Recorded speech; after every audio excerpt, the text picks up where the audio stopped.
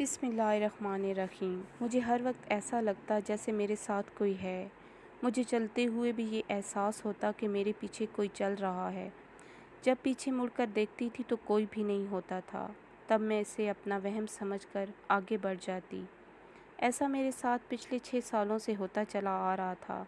میں جہاں بھی گرنے لگتی مجھے ایسے لگتا کسی نے مضبوط ہاتھوں سے مجھے تھام لیا ہے اور مجھے گرنے سے بچا لیا ہو۔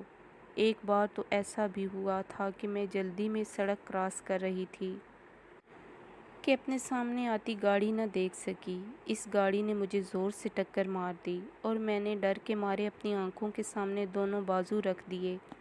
میری آنکھیں بند تھیں، مگر جب کچھ لمحے گزر گئے اور مجھے کچھ بھی نہ ہوا تو میں نے اپنی دونوں آنکھیں کھول دیں۔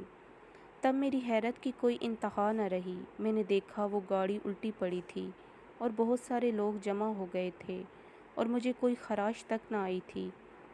اسے ہماری سوچ کے مطابق معجزہ ہی کہا جائے گا یا پھر کوئی ایسی طاقت جو مجھے بچا لیتی تھی۔ جب میں کالج جاتی، اگر میں لڑکیوں سے بات کرتی تو ٹھیک، لیکن اگر نوٹس مانگنے کے لیے لڑکوں سے بات کرنا پڑ جاتی تو لڑکے مجھ سے ڈر جاتے اور دور بھاگتے۔ میں خود بھی کافی حیران تھی کہ آخر ایسا کیا ہے مجھ میں کہ ہر لڑکا مجھ سے بات کرتے ہوئے ڈر جاتا ہے۔ پھر یہ بات ساری یونیورسٹی میں پھیل گئی کہ دعا پر آصف کا سایہ ہے، اور پھر باتوں ہی باتوں میں پرنسپل صاحب نے بھی مجھے کہنا شروع کر دیا کہ میں یونیورسٹی سے چلی جاؤں۔ اس سے میں کافی پریشان تھی۔ تب میں نے اپنے رب کی طرف رجوع کرنا چاہا اور نماز کی پابندی کرنے لگی۔ مما، میں جمعہ کی نماز پڑھنے مسجد جا رہی ہوں۔ مما نے میری بات سن کر میرے تاثرات دیکھے اور مجھ سے پوچھا، بیٹا تم کس بات پر پریشان ہو؟ جی مما، میں ابھی تو نماز پڑھنے جا رہی ہوں، آ کر بتاتی ہوں۔ مسجد میں آ کر جو مجھے دھچکا لگا وہ میرے لیے ناقابل یقین تھا۔ میں زندگی میں اتنی پریشان کبھی نہیں ہوئی تھی۔ اللہ تعالیٰ نے مجھ سے سجدے کی توفیق چھین لی تھی۔ میں مسجد کی سیڑھیوں پر بیٹھ کر رونے لگی۔ ایک بابا جی میرے پاس آئے اور انہوں نے مجھ سے رونے کی وجہ پوچھی تو میں نے سب بتا دیا۔ انہوں نے مجھ سے کہا کہ اب تم جاؤ اندر، تمہیں جانے سے کوئی نہیں روک سکتا۔ میں نے حیرانی سے سر اٹھا کر بابا جی کو دیکھا۔ ان سے کچھ فاصلے پر ایک لڑکے کو کسی نے زنجیروں سے باندھ رکھا تھا۔ وہ لڑکا سرخ آنکھوں سے سر نفی میں ہلا رہا تھا، ایسا کچھ نہ کرنا ورنہ اپنا نقصان کر بیٹھو گی۔ بزرگ چیخ اٹھے، جاؤ اندر۔ میں نے جلدی سے مسجد کی سیڑھیاں چڑھنے لگی۔ میرا دل بہت خوف زدہ تھا۔ میں نے نماز پڑھی۔ نماز پڑھتے ہوئے میری ٹانگیں کانپ رہی تھیں۔ اتنے میں ایک آدمی میرے پاس آیا اور کہا، طارق صاحب کو مل کر جانا۔ میں نے اپنی چادر کو لپیٹا اور ان کے سامنے جا بیٹھی۔ وہ پوری طرح میری طرف متوجہ تھے اور بولے، بیٹی وہ 6 سالوں سے تجھ سے محبت کرتا ہے اور مشکل سے مانے گا۔ بابا کو کون؟ آپ کس کی بات کر رہے ہیں؟ وہی جو تمہیں چاہتا ہے، اور وہ بڑا ڈھیٹ ہے۔ مجھے نہیں لگتا وہ میری بات مانے یا سنے گا۔ تم اسے دیکھنا چاہتی ہو؟ میں نے سر اس بات میں ہلایا۔ اب بابا نے منہ ہی منہ میں کچھ پڑھا۔ اپنے ہاتھوں پر پھونک مار کر زمین پر زور سے ٹچکا تو کالے رنگ کا ایک بچھو زمین پر آ گرا۔ بابا جی نے پھر پھونک ماری تو وہ بچھو لڑکے کی شکل اختیار کر گیا، اور یہ وہی لڑکا تھا جو مسجد کے باہر کھڑا تھا۔ اس کی آنکھوں میں چنگاریاں تھیں۔ تم یہاں کیا کر رہی ہو؟ وہ لڑکا غراتے ہوئے میری طرف جھکا۔ وہیں رک جا۔ بابا جی نے ہاتھ کے اشارے سے اسے روکا۔ تم بیچ میں مت آؤ ورنہ اپنی بربادی کے ذمہ دار خود ہوگے۔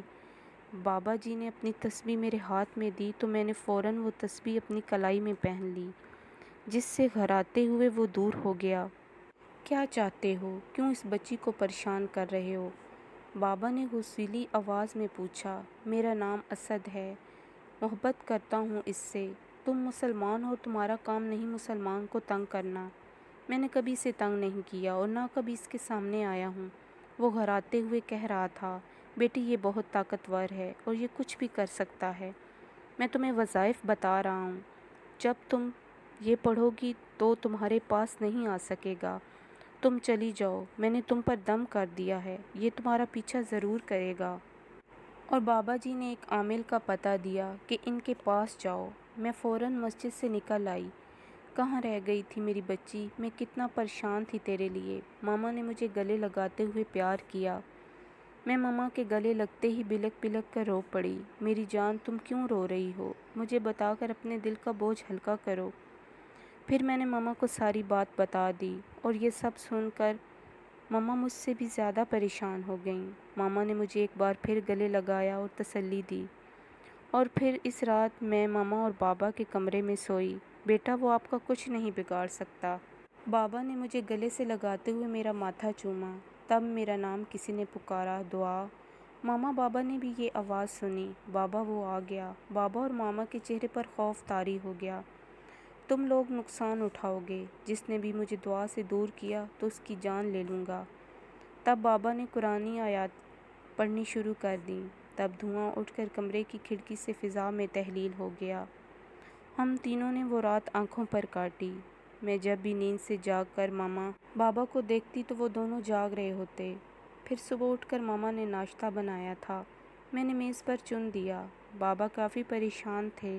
ہم تینوں نے ناشتہ کیا، اور پھر بابا عامل کے پاس جانے کے لیے کھڑے ہو گئے۔ ماما نے کہا، ہم بھی آپ کے ساتھ چلتے ہیں۔ بابا نے انکار کر دیا اور گاڑی کی چابی اٹھا کر پوش میں کھڑی گاڑی کی طرف بڑھ گئے۔ بابا کو گئے بہت دیر ہو گئی تھی۔ ماما نے بے چینی محسوس کرتے ہوئے کہا، بابا کو کال تو کرو، پتہ تو کرو، اتنی دیر کیوں کر دی ہے؟ تو میں نے بابا کو کال ملائی، لیکن بابا نے کال اٹینڈ نہیں کی۔ تب ہی میرے ہاتھوں میں دبا موبائل بج اٹھا۔ وہ کوئی اجنبی نمبر تھا۔ ہیلو، آپ کون بات کر رہی ہیں؟ مم، میں بات کر رہی ہوں۔ مجھے اپنا نام لینا بھی یاد نہ تھا۔ آپ کے بابا سول ہسپتال میں ایڈمٹ ہیں، جلدی پہنچو۔ ماما اور میں ہسپتال بھاگے۔ میں جلدی سے بابا کے روم کی طرف بڑھ گئی۔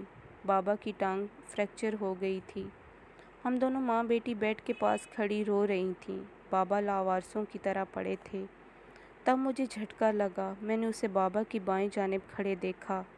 میں نے کہا تھا نا کہ تمہارے اور میرے بیچ جو آئے گا اپنی جان سے ہاتھ دھو بیٹھے گا۔ سمجھا دینا اپنے کھوسٹ باپ کو، ایک بار موقع دیا ہے، بار بار نہیں دوں گا۔ اور وہ دھواں بن کر ہوا میں تحلیل ہو گیا۔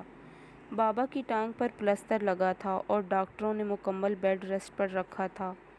ہم لوگوں نے آج ہی گھر جانا تھا۔ جب ہم گھر پہنچے تو حیران رہ گئے۔ ہماری راہداری پھولوں سے بھری ہوئی تھی۔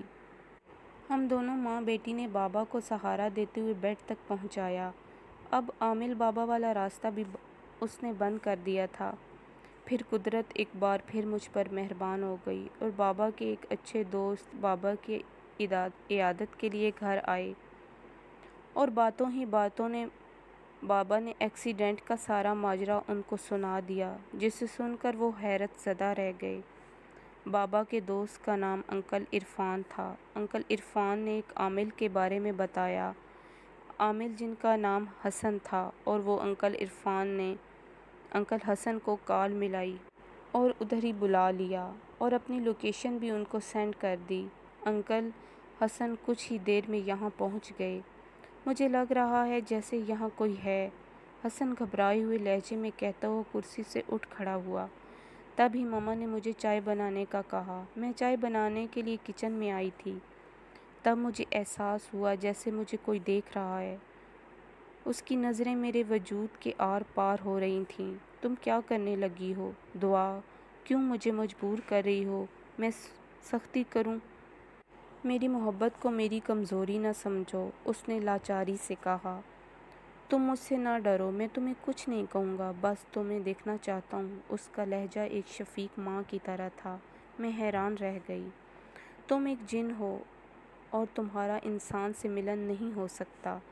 انکل عرفان نے کچن میں داخل ہوتے ہوئے بولے، تم بیچ میں مت آؤ، نہیں تو جلا کر بھسم ہو جاؤ گے۔ وہ گھراتے ہوئے تھوڑا پیچھے ہٹا۔ اسد، میں تم سے کہہ رہا ہوں، ادھر سے چلے جاؤ، انکل عرفان نے انتہائی نرمی سے کہا۔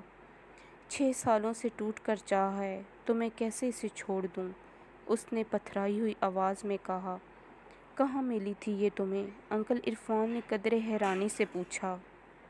یہ میرے چاچو سے معافی مانگنے آئی تھی۔ معافی؟ پر کس لیے مانگی تھی اس نے؟ انکل نے میری طرف حیرت سے دیکھا۔ میرے چاچو کے بیٹے کو اس نے سائیکل ماری تھی، تب یہ معافی مانگنے آئی تھی۔ اف اللہ، یہ تب کی بات کر رہا ہے جب میں 7ویں کلاس میں تھی۔ میں حیران ہوئی۔ تب سائیکل چلاتی تھی؟ کیا تم وہاں موجود تھے جب یہ معافی مانگنے آئی تھی؟